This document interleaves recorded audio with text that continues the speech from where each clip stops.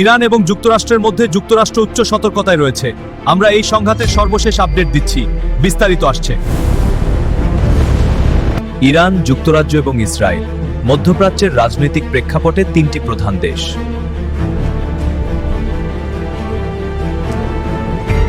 সাম্প্রতিক বছরগুলোতে বিভিন্ন রাজনৈতিক ও সামরিক উত্তেজনা দেখা গেছে, বিশেষ করে সামরিক অভিযান, কূটনৈতিক চাপ এবং অঞ্চলের নিরাপত্তা নিয়ে দ্বন্দ্ব।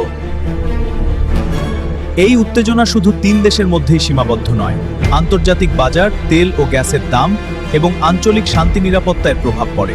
বিশেষজ্ঞরা সতর্ক করে বলছেন, ভবিষ্যতে কূটনৈতিক আলোচনার মাধ্যমে সমাধান ছাড়া পরিস্থিতি আরও জটিল হতে পারে।